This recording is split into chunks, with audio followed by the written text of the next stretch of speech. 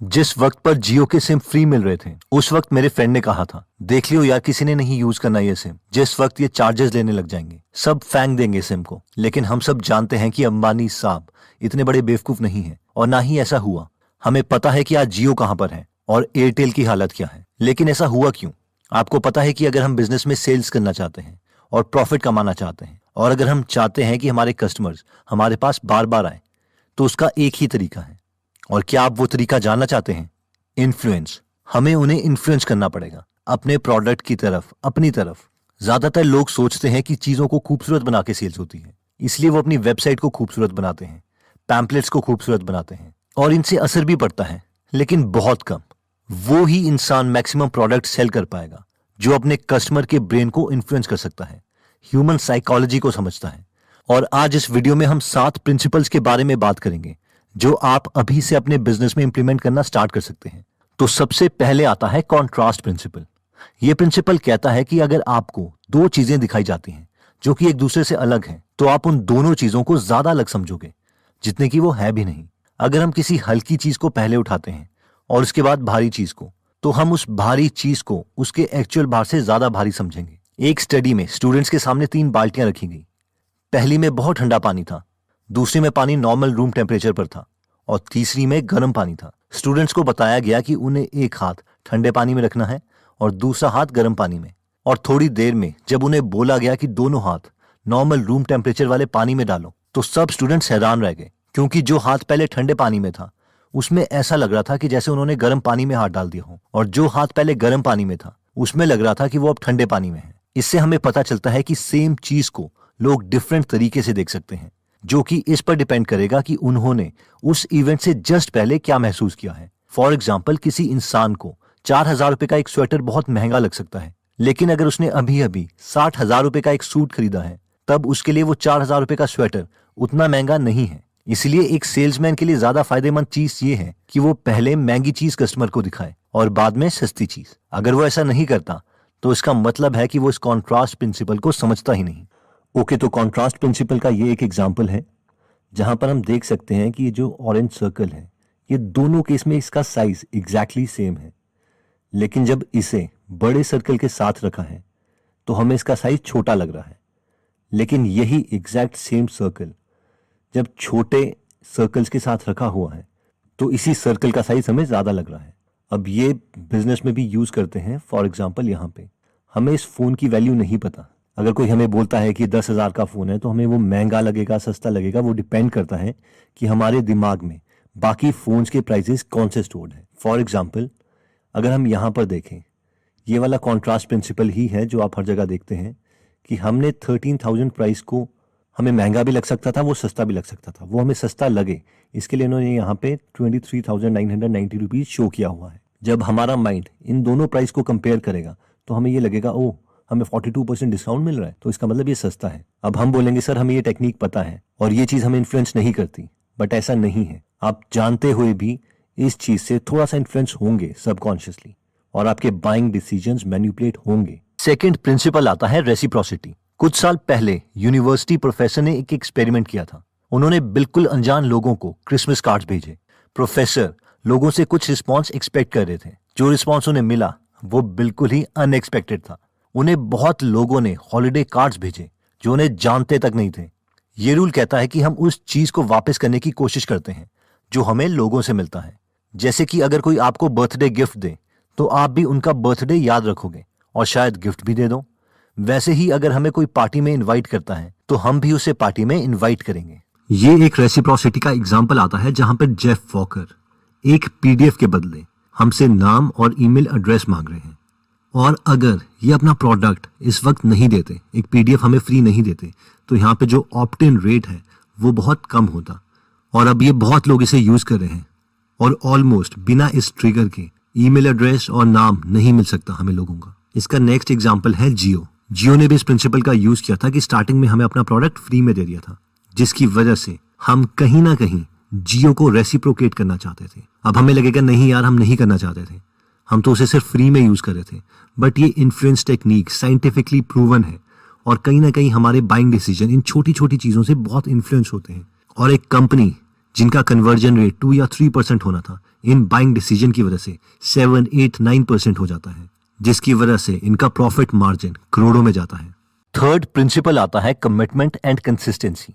1960 में Jonathan Friedman और Scott Fraser ने एक एक्सपेरिमेंट किया। वो कैलिफोर्निया के एक रेजिडेंशियल एरिया में गए और खुद को एक वॉलंटियर वर्कर बता के वहां के लोगों से एक रिक्वेस्ट की कि क्या आप लोग अपने इस खूबसूरत लॉन में ये बड़ा सा बोर्ड लगा सकते हैं जिसमें लिखा था ड्राइव केयरफुली। इस केस में 83% लोगों ने साफ मना कर दिया कि वो ये भद्दा बोर्ड अपने लॉन में नहीं लगा सकते। जब रिसर्चर्स ने ये एक्सपेरिमेंट दोबारा दोहराया तो उस केस में 76% लोग वो सेम बोर्ड अपने लॉन में लगाने के लिए राजी हो गए। बट अब ये सवाल आता है कि इस बार रिसर्चर्स ने ऐसा डिफरेंट क्या किया था।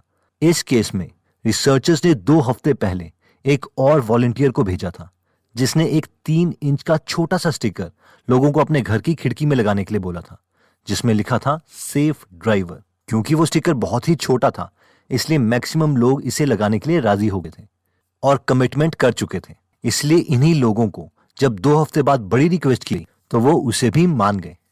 कमिटमेंट एंड कंसिस्टेंसी का ये एक अच्छा एग्जांपल है जहां पे ये लोग लिखते हैं 13 ways to increase your conversion rate right now। अब होना क्या है कि एक पीडीएफ के बदले आप इन्हें अपना नाम और ईमेल एड्रेस दें। ये डायरेक्टली भी आपसे मांग सकते थे, लेकिन इन्होंने क्या किया, इन्होंने इस प्रिंसिपल का यूज किया। यहाँ पे इन्होंने लिखा yes and no. Yes, get the conversion guide right now. No, I'd rather keep spending dollars on traffic that doesn't convert। तो क्योंकि इन्होंने यहाँ पे एक छोटा सा स्टेप ऐड कर दिया है और आपको सिर्फ क्लिक करना है, तो जैसे ही आप क्लिक करते हैं तो इनडायरेक्टली आपने छोटी सी कमिटमेंट कर दी है कि हाँ आपको चाहिए, और उसके बाद ज्यादा प्रोबेबिलिटी है कि मैक्सिमम लोग अब अपना नाम और ईमेल आईडी देंगे और इनका ऑप्ट इन रेट ज्यादा हो जाएगा। इसका ऑब्वियसली नेक्स्ट एग्जांपल दोबारा से जियो आता है। जियो ने भी ऐसा ही किया था कि हमारे से कमिटमेंट करवा ली थी स्टार्टिंग में अपना प्रोडक्ट फ्री देके, और उसके बाद जब वो थोड़ी सी कमिटमेंट हो गई थी तो मैक्सिमम लोग ने जियो को ऑप्ट ही रखा और इसे छोड़ा नहीं, जिसकी वजह से इन्होंने भारती एयरटेल को भी ओवरटेक कर दिया जो कि उस वक्त सबसे बेस्ट नेटवर्क था, और आज इसकी हालत थोड़ी बुरी चल रही है। फोर्थ प्रिंसिपल आता है सोशल प्रूफ। मान लीजिए कि आप नई जगह पर आए हैं और आपको बहुत भूख लगी है। अब आप एक रेस्टोरेंट की तलाश में हैं, लेकिन आपका फोन नहीं चल रहा, इसलिए आप कोई रेस्टोरेंट नहीं ढूंढ पा रहे हैं। आप थोड़ी दूर जाते हैं और वहां पर आपको 2 रेस्टोरेंट दिखाई देते हैं। एक रेस्टोरेंट के बाहर बहुत सी कार पार्क्ड हैं और दूसरे के बाहर कोई भी कार पार्क नहीं है।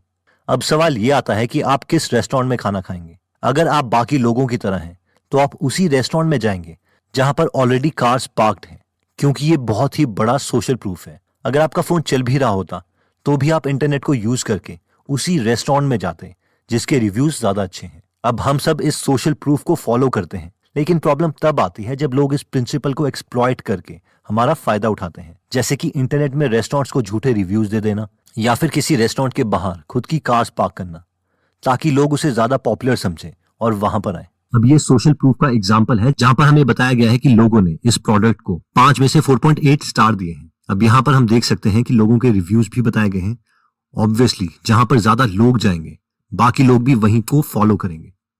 ये इन्फ्लुएंसिंग ट्रिगर इतना ज्यादा पावरफुल है कि इसके लिए फुल फ्लेज्ड कंपनी खुल चुकी है, जैसे कि फोमो या फिर प्रूवली।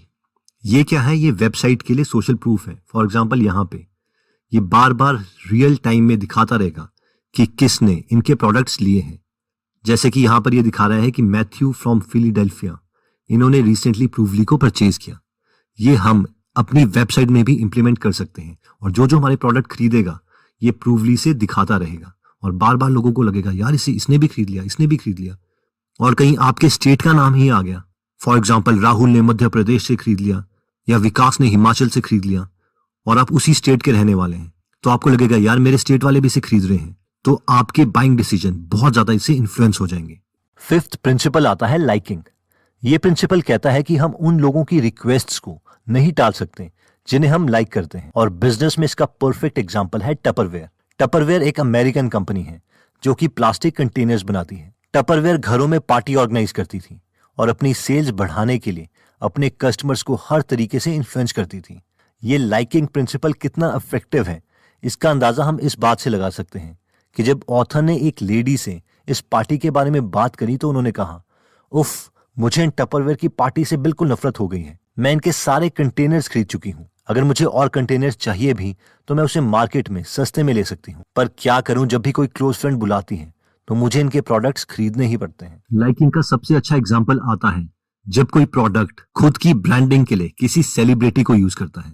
फॉर एग्जाम्पल यहाँ पे विराट कोहली को यूज किया गया है मान्यवर प्रोडक्ट प्रमोट करने के लिए। अब क्योंकि हम इस सेलिब्रिटी को लाइक करते हैं, इसलिए ये जो भी कपड़े पहनेंगे, कुछ भी चीज यूज करेंगे, हमारी लाइकिंग उस प्रोडक्ट के लिए भी बहुत इंक्रीज हो जाएगी। और ये रिवर्स में भी काम करता है। फॉर एग्जाम्पल अगर यहाँ पे हम ऑडी की बात करें तो यहाँ पे अगर विराट कोहली की जगह कोई आपका फ्रेंड होता या फिर कोई अननोन पर्सन भी होता तो भी आपकी उस पर्सन की तरफ लाइकिंग इंक्रीज हो जाती। ऐसा क्यों होता? क्योंकि हम इस प्रोडक्ट को पसंद करते हैं। अब क्योंकि ये प्रोडक्ट हमें पसंद है तो उसके साथ जो चीज अटैच होगी हम उसको भी पसंद करने लगेंगे। तो ये दोनों तरफ काम करता है। एक इंसान, एक फेमस इंसान प्रोडक्ट की लाइकिंग को बढ़ा सकता है और एक प्रोडक्ट इंसान की लाइकिंग को बढ़ा सकता है। सिक्स्थ प्रिंसिपल आता है अथॉरिटी। लोग उनकी बातें ज्यादा मानते हैं जिन्हें वो अथॉरिटी कंसिडर करते हैं। डॉक्टर्स को सफेद कोट में इमेजिन कीजिए। हम जैसे ही किसी डॉक्टर को ऑपरेटिंग रूम में देखते हैं हम रिएक्शन मोड में चले जाते हैं। डॉक्टर्स का दिया हुआ कोई भी सुझाव हम आंखें बंद करके मान लेते हैं, उस पर थोड़ा भी नहीं सोचते और उनकी एडवाइस सीरियसली ले लेते हैं। ये कोई नई बात नहीं है। जैसे ही हम किसी अथॉरिटी को देखते हैं हम अपने दिमाग को ऑफ कर देते हैं। जैसे कि कोई वकील, कोई आईएएस ऑफिसर या कोई बड़ा इंजीनियर। अपने दिमाग को इस शॉर्टकट मोड में लाने से हमें काफी फायदा भी मिलता है क्योंकि ये लोग अपनी फील्ड के बारे में ज्यादा जानते हैं। इसलिए इनका डिसीजन आंखें बंद करके मान लेना हमारे लिए कई बार फायदेमंद रहता है। लेकिन प्रॉब्लम तब आती है जब बिजनेसमैन जो इस इन्फ्लुएंस के तरीके को समझता है वो इस प्रिंसिपल को यूज करके हमें मैनिपुलेट करने की कोशिश करता है। अथॉरिटी का ये एक अच्छा एग्जाम्पल है जहां पे सेंसोडाइन को एक डॉक्टर प्रमोट कर रहे हैं। यहाँ पे डॉक्टर लिखते हैं, I recommend Sensodyne, a simple change from your daily toothpaste to Sensodyne can make a big difference. अब ऑब्वियसली क्योंकि बार बार सेंसोडाइन अपने प्रोडक्ट को डॉक्टर से कहलवाता है, इसकी वजह से हम सेंसोडाइन और बाकी टूथपेस्ट को डिफरेंट समझते हैं। हमारे दिमाग में जो सेंसोडाइन की परसीव्ड वैल्यू है वो पेप्सोडेंट और कोलगेट से अलग है। हमें लगता है ये थोड़ा कॉस्टली है क्योंकि ये ज्यादा इफेक्टिव है और उन दांतों के लिए है जिनमें कैविटी है या सेंसेशन है। तो जब भी कैविटी या सेंसेशन होगी तो हमें ये प्रोडक्ट याद आएगा या इवन लोग भी हमें उसी वक्त ये प्रोडक्ट रेकमेंड करेंगे और यही इनका मार्केटिंग एंगल है। सेवेंथ प्रिंसिपल आता है स्कार्सिटी।